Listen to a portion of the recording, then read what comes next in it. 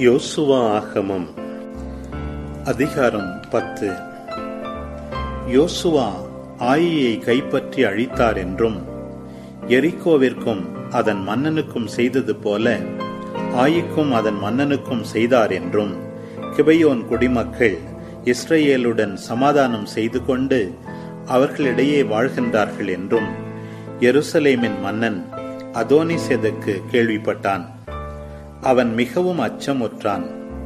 ஏனெனில் பெருநகரான கிபையோன் அரச நகர்களில் ஒன்றாகவும் ஆயியை விட பெரிய நகராகவும் அதன் மக்கள் அனைவரும் வலிமை மிக்கவர்களாகவும் இருந்தும் அது சமாதானம் செய்து கொண்டது. எபிரோன் மன்னன் ஓகாம், யார்முத்து மன்னன் பீராம், லாக்கிசு மன்னன் யாப்பியா, எக்லோன் மன்னன் தெபீர் ஆகியோருக்கு எருசலேம் மன்னன் அதோனிசேதக்கு, எனக்கு உதவி செய்ய வாருங்கள், நாம் கிபையோனை தாக்குவோம், ஏனெனில் அது யோசுவாவுடனும் இஸ்ரவேல் மக்களுடனும் சமாதானம் செய்து கொண்டுள்ளது என்று சொல்லி அனுப்பினான். அவ்வாறே எமோரிய இனத்தை சார்ந்த எருசலேம், எபிரோன், யார்முத்து, லாக்கீசு, எக்லோன் ஆகியவற்றின் 5 மன்னர்களும் ஒன்று கூடி அவர்கள் படைகளுடன் சென்றார்கள். கிபையோனுக்கு எதிரில் பாளையம் இறங்கி அதன் மீது போர் தொடுத்தார்கள். கிபையோன் மக்கள் கில்காலில் பாளையம் இறங்கியிருந்த யோசுவாவுக்கு சொல்லி அனுப்பியது: உம் பணியாளர்களை கைவிடாதீர், விரைந்து வந்து எங்களை காப்பாற்றும், எங்களுக்கு உதவி செய்யும், ஏனெனில் மலைப்பகுதியில் வாழும் எல்லா எமோரிய மன்னர்களும் எங்களை எதிர்க்க ஒன்று கூடியுள்ளனர். எனவே கில்காலிலிருந்து யோசுவா தம் போர் வீரர்கள் அனைவருடனும் வலிமைமிக்க வீரர்களுடனும் புறப்பட்டு சென்றார். ஆண்டவர் யோசுவாவிடம், அவர்கள் முன் அஞ்சாதே, ஏனெனில் அவர்களை உன் கையில் ஒப்படைத்துள்ளேன், அவர்களில் ஒருவனும் உன்னை எதிர்த்து நிற்க மாட்டான் என்றார். யோசுவா கில்காலிலிருந்து இரவு முழுவதும் பயணம் செய்து அவர்களை நோக்கி திடீரென வந்தார். ஆண்டவர் இஸ்ராயேல் முன் எமோரியரை துன்புறுத்தினார். கிபையோனில் அவர்களை வன்மையாக தாக்கி தோல்வியுறச் செய்தார். அவர் அவர்களை பெத்கோரோனின் மேட்டு வழியே அசேக்கா, மக்கேதா வரை துரத்தி தாக்கினார். அவர்கள் இஸ்ரவேலரிடமிருந்து பெத்கோரோனுக்கு தப்பி ஓடுகையில் ஆண்டவர் அவர்கள் மீது அசேக்கா வரை பெரும் கற்களை வானத்திலிருந்து பொழிந்தார். இஸ்ரவேலரின் வாளால் கொல்லப்பட்டவர்களை விட கல்மழையால் இறந்தவர்கள் அதிகம். கடவுள் எமோரியரை இஸ்ரவேலர் கையில் ஒப்படைத்த அன்று யோசுவா ஆண்டவரிடம் பேசினார்.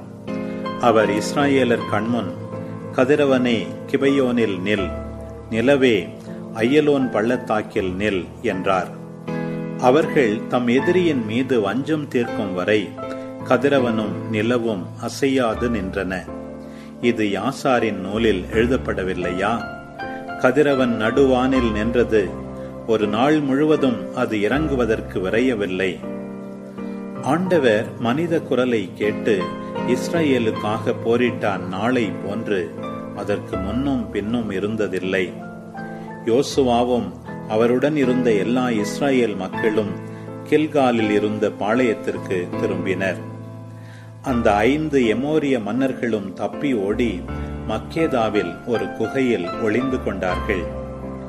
அவர்கள் மக்கேதா குகையில் ஒளிந்திருந்தது கண்டுபிடிக்கப்பட்டது பற்றி யோசுவாவுக்கு தெரிவிக்கப்பட்டது. யோசுவா, குகையின் வாயிலில் பெருங்கற்களை வையுங்கள், அவர்களை காவல் காக்க அதற்கருகில் ஆள்களை நிறுத்துங்கள், நீங்கள் நிற்காதீர்கள், உங்கள் பகைவர்களை துரத்திச் செல்லுங்கள், அவர்களை பின்புறத்திலிருந்து தாக்குங்கள், அவர்களை தங்கள் நகருக்குள் செல்ல அனுமதிக்காதீர்கள், ஏனெனில் உங்கள் கடவுளாகிய ஆண்டவர் அவர்களை உங்கள் கையில் ஒப்படைத்துள்ளார் என்றார். யோசுவாவும் இஸ்ரவேல் மக்களும் அவர்களை வன்மையாக தாக்கி அவர்கள் முற்றிலும் அழியும் வரை அவர்களை கொன்று முடித்தனர். அவர்களிடமிருந்து தப்பி ஓடியவர்கள் பாதுகாக்கப்பட்ட நகர்களுக்குள் நுழைந்தார்கள். மக்கேதாவில் பாளையம் இறங்கியிருந்த யோசுவாவிடம் மக்கள் அனைவரும் நலமே திரும்பினர். இஸ்ரவேலுக்கு எதிராக எவரும் வாய் திறக்க கூட இல்லை. யோசுவா குகையின் வாயிலை திறந்து அந்த 5 மன்னர்களையும் என்னிடம் கொண்டு வாருங்கள் என்றார். அவர்கள் அவ்வாறே செய்தனர். எருசலேம், எபிரோன், யார்முத்து, லாக்கிசு, எக்லோன் ஆகிய நகர்களின் 5 மன்னர்களையும் குகையிலிருந்து கூட்டிக் கொண்டு வந்தார்கள்.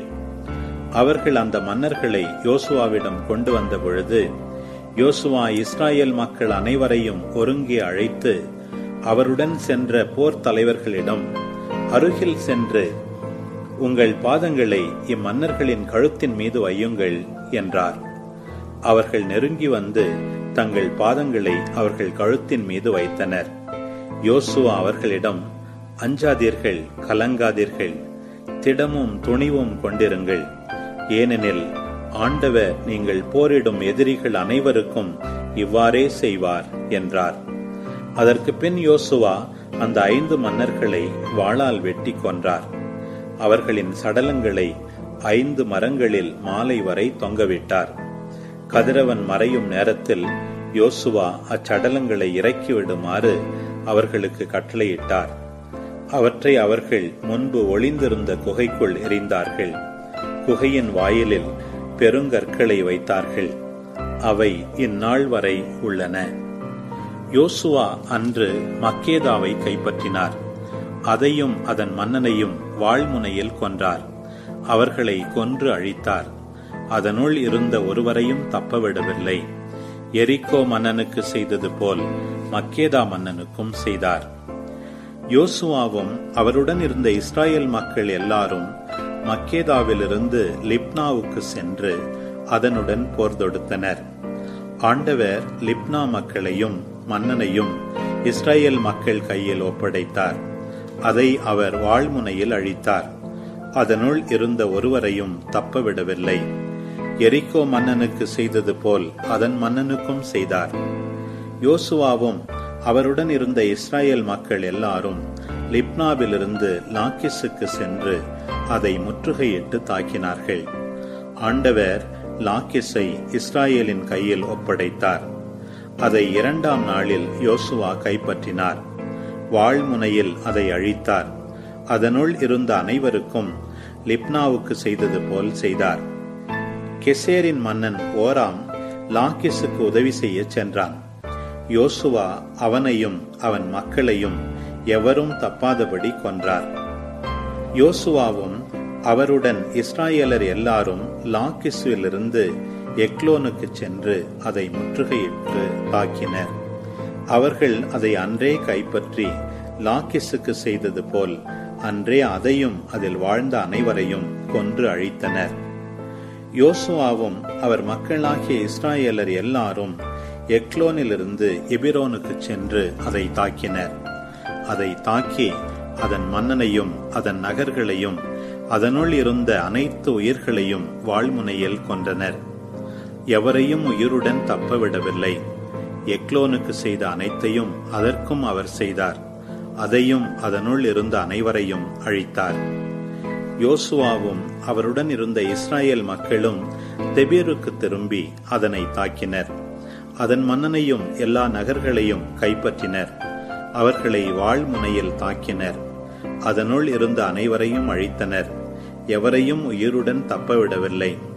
லிப்னாவுக்கும் அதன் மன்னனுக்கும் செய்தது போல் தெபீருக்கும் அதன் மன்னனுக்கும் அவர் செய்தார். யோசுவா எல்லா மலைநாட்டையும் தாக்கினார். நெகேபு சமவெளியையும் பள்ளத்தாக்கையும் அதன் மன்னர்களையும் கைப்பற்றினார். எவரையும் உயிருடன் தப்பவிடவில்லை. இஸ்ரவேலின் கடவுளாகிய ஆண்டவர் கட்டளையிட்டது போல் அவர்களை அழித்தார். யோசுவா காதேசு பர்னேயாவிலிருந்து காசா வரை கோசேன் நாடு முழுவதையும் கிபெயோன் வரை தோற்கடித்தார். யோசுவா எல்லா மன்னர்களையும் நாடுகளையும் ஒரே படையெடுப்பில் கைப்பற்றினார். ஏனெனில் இஸ்ரவேலின் கடவுளாகிய ஆண்டவர் இஸ்ரவேலுக்காக போரிட்டார். யோசுவாவும் அவருடன் இருந்த எல்லா இஸ்ரவேல் மக்களும் கில்காலில் இருந்த பாளையத்திற்கு திரும்பினர். அன்பு உறவுகளே, இது உங்களுக்கான நேரம். இக்காணொளியில் ஒளி வடிவில் யோசுவா புத்தகம் 10ஆம் அதிகாரத்தை முழுமையாக பார்த்தும் கேட்டும் ஜெபித்தும் இருப்பீர்கள். இன்றைய இறை வார்த்தையின் அடிப்படையிலான கேள்வி. எனக்கு உதவி செய்ய வாருங்கள். நாம் யாரை தாக்குவோம்? பதில்களை கமெண்ட்ஸில் பதிவு செய்யவும். இது போன்ற வீடியோக்களை தொடர்ந்து காண இந்த வலைதளத்தை சப்ஸ்கிரைப் செய்யவும். மேலும் லைக் கொடுத்து எங்களை ஊக்கப்படுத்தவும். இப்பதிவுகளை மற்றவரோடு பகிர்ந்து ஷேர் செய்து நாளும் திருவிவிலியத்தின் ஒரு அதிகாரத்தை வாசிக்கவும், கேட்கவும், பார்க்கவும் நீங்கள் உதவிடலாம். மீண்டும் அடுத்த காணொளியில் சந்திப்போம். இந்த நாள் இனிய நாளாய் அமையட்டும். இறைவன் உங்களை ஆசீர்வதிக்கட்டும்.